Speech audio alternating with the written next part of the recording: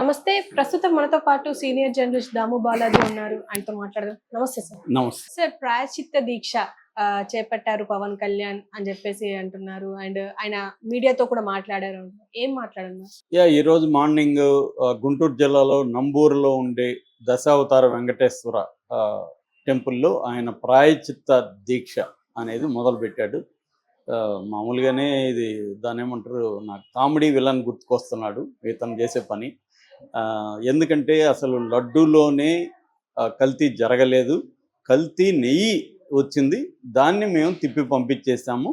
లడ్డులో కల్తీ నెయ్యి వాడలేదు, లడ్డులో అనిమల్ ఫ్యాట్ కలిపిన నెయ్యిని వాడలేదని సాక్షాత్తు శ్యామలరావు స్టేట్మెంట్ ఇచ్చినాక కూడా ఇతను మళ్ళీ లడ్డులు కలిసింది, అశేషమైన లడ్డులన్నీ తినేశారు, 1,00,000 లడ్డులు అయోధ్యకి ఇదే లడ్డులు వెళ్ళినాయి, ఇలాంటి అబద్ధాలు ఎందుకు చెప్తున్నాడు పవన్ కళ్యాణ్?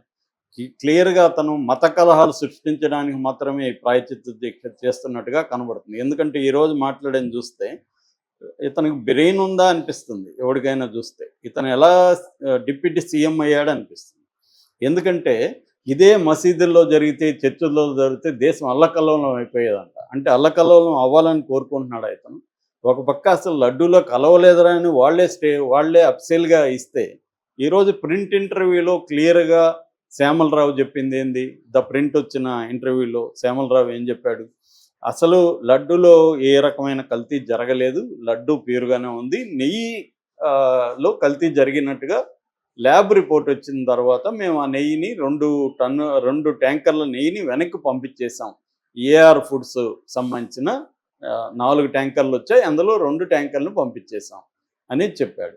ఇలా 2 ట్యాంకర్లు కాదు, ఎవ్రీ ప్రభుత్వ అధీనంలో ఉన్నప్పుడు, టీటీడీ ఉన్నప్పుడు, ఈవెన్ తెలుగుదేశం ప్రభుత్వంలో కూడా 2014 నుంచి 19 వరకు 15 టైమ్స్ ఇలాగా రిజెక్ట్ చేశారు, పదార్థంలో వేరే ఉందని. అట్లాగే జగన్ ప్రభుత్వంలో కూడా 18 టైమ్స్ రిజెక్ట్ చేశారు. ఇది వెరీ వెరీ రెగ్యులర్ ప్రాసెస్. ఎందుకంటే నెయ్యి అనేది వాళ్ళు ఎంత కరెక్ట్గా చేసినా ఒక్కొక్కసారి ఇదయ్యేటుంది. కావాలని ఫ్యాట్లో కలపాలని టీటీడీలో కలుపుతారనేది ఎవరు కూడా ఊహించరు. అదేమన్నా అంటే ఏదో హిందువుల్ని మత పవిత్రాన్ని చేయాలి అనేదన్న టెర్రరిస్ట్ ఐడియా ఉంటే తప్ప మామూలు వ్యాపారస్తులు ఎవరు అట్లాంటిది పూనుకోరు. ఎందుకంటే వాళ్ళకి తెలుసు అది క్రిమినల్ యాక్టు, రేపు మన వ్యాపారం క్లోజ్ అయిపోతుంది, మనం జైలుకి పోతామని తెలుసు. టీటీడీ గుడ్డిగా మనమంటే నెయ్యి తెచ్చుకుంటాం, టేస్ట్ బాగాలేదు, ఇదేదో బాగాలేదు అనుకుంటాం తప్ప టీటీడీ అలా కాదు. దానికి ఒక రోబస్ట్ టెస్టింగ్ సిస్టమ్ ఉంది. అక్కడ ఎక్స్పర్ట్లను పెట్టుకున్నారు, అక్కడ ల్యాబ్స్ ఉన్నాయి, వాళ్ళు టెస్ట్ చేస్తారు.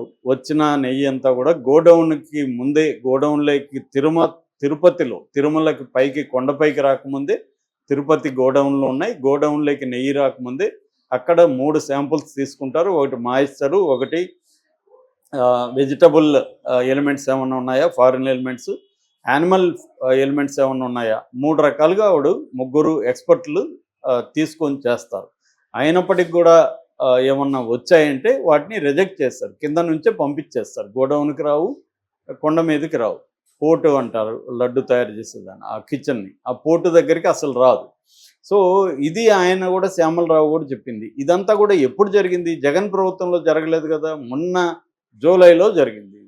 జూలైలో కదా రిపోర్ట్ వచ్చింది. జూలైలో 17వ తేదీ వాళ్ళకి శాంపుల్స్ వెళ్తే నేషనల్ డైరీ డెవలప్మెంట్ బోర్డుకి వాళ్ళు 23న ఇచ్చారు.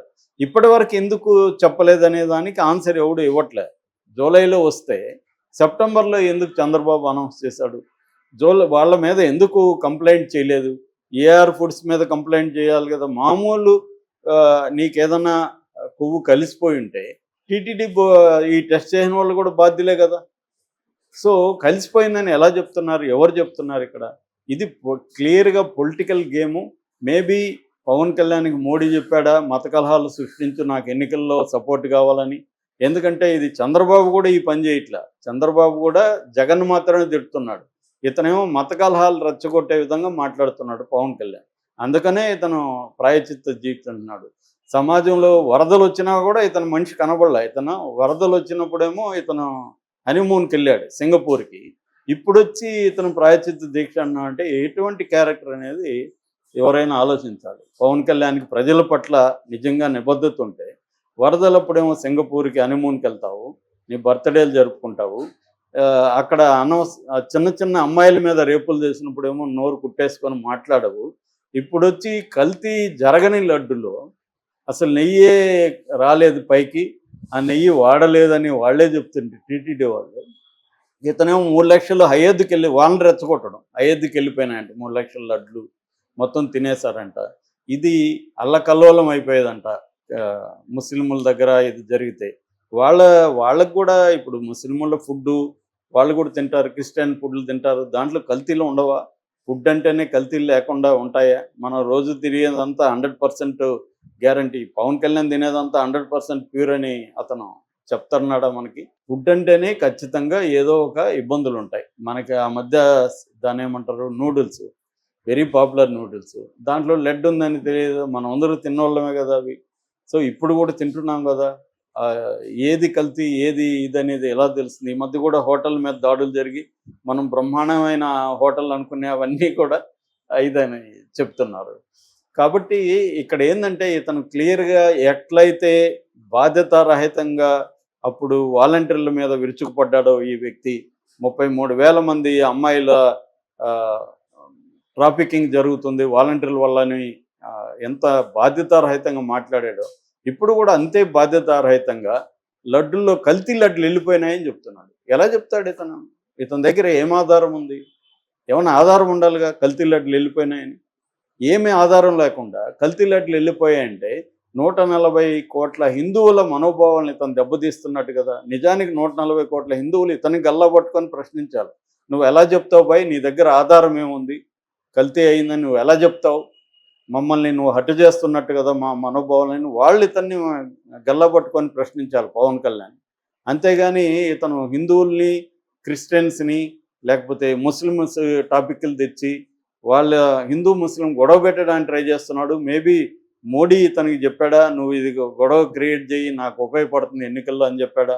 ఎందుకంటే తిరుపతి ఇక్కడ ఉంది కాబట్టి ఆంధ్రప్రదేశ్లో చంద్రబాబు మోడీ అనుకున్నంత హార్ష్గా లేడు కాబట్టి పవన్ కళ్యాణ్ ఎగదోలినట్టుగా మనకు కనబడుతుంది. లేకపోతే పవన్ కళ్యాణ్ ఇప్పటివరకు మౌనమునిలాగా ఉన్నాడు. 100 రోజుల్లో రాష్ట్రంలో జరిగే ఏ దాడుల్ని కానీ, చివరికి జనసేన వాళ్ళని అత్యంత ఘోరంగా ఆ మచిలీపట్నంలో వాళ్ళ ఇండ్ల మీద దాడులు చేసి ఇండ్లు ధ్వంసం చేసి వాళ్ళ చేత తెలుగుదేశం వాళ్ళు కాళ్ళు పట్టించుకుంటే కూడా నోరు తెరవలేదు ఈ క్యాండిడేట్. ఇప్పుడు వచ్చి అసలు నెయ్యే రాలేదురా బాబు అని అతను చెప్తున్నాడు. కల్తీ నెయ్యి తిరుమలకే రాలేదు, కింద నుంచే మేము పంపించేశామని శ్యామలరావు ఈవో చెప్తున్నాడు. అసలు ఇప్పటి వరకు నెయ్యి అటువంటి ఫ్యాట్ ఉన్న యానిమల్ ఫ్యాట్ ఉన్న నెయ్యితో తయారే కాలేదు లడ్లు అని అతను క్లియర్గా చెప్తున్నాడు. ఇతను వచ్చేమో అయోధ్యకి ఇదే లడ్లు వెళ్ళిపోయినాయి. ఎట్లా చెప్తాను? నీ దగ్గర ఏం ఆధారం ఉంది? ఇటువంటి ఒక సీరియస్ అలిగేషన్ చేసేటప్పుడు ఒక ఆధారం ఉండాలి, దాని మీద ఎంక్వైరీ వెయ్యి. ఫస్ట్ వీళ్ళు చేయాల్సింది ఏంది? తన బాధ్యత ఏంది? డిప్యూటీ సీఎంగా ఇతను సిబిఐ ఎంక్వైరో దాని మీద సిట్టింగ్ జడ్జి ఎంక్వైరో ఫస్ట్ వేయాలి. ఏదన్నా ఒకటి ఆరోపణ వస్తే వీళ్ళు చేయాల్సిన పని ఏంది? బాధ్యత ఉన్నవాళ్ళు ఎవరైనా ఎంక్వైరీ వేయాలి. ఎంక్వైరీలో తేలితే అప్పుడు మాట్లాడేది. అంతవరకు రాజకీయంగా అది ఆరోపణలు తప్ప అది వాస్తవం కాదు. అవేమి లేకుండా 3 లక్షల లడ్లు అట్లా వెళ్ళిపోయినాయి, లక్షలాది లడ్లు ప్రజలకు వెళ్ళిపోయినాయి, ఇది వైసీపీ ఆధ్వర్యంలో జరిగిందని ఎలా చెప్తాడు? ఇతని దగ్గర ఏం ఆధారాలు ఉన్నాయి? అప్పుడు కూడా ఇదే, ఏం ఆధారాలు లేవు, నాకు కేంద్ర నిఘా సంస్థలు ఇచ్చాయని చెప్పాడు. కేంద్ర నిఘా సంస్థలు ఏమన్నా నీకెందుకు తోలో చెప్పారా? నీకు ఇస్తే మరి నువ్వు డీజీపీ అడిగాడు, నీ దగ్గర ఉన్న ఇన్ఫర్మేషన్ ఇయ్యని, ఇవ్వలేదు ఈ క్యాండిడేట్. ఇంత బాధ్యతారహితంగా వ్యవహరిస్తే రాజకీయాల కోసం, మోడీ ఎన్నికల కోసం ఇతను మాట్లాడడం తప్ప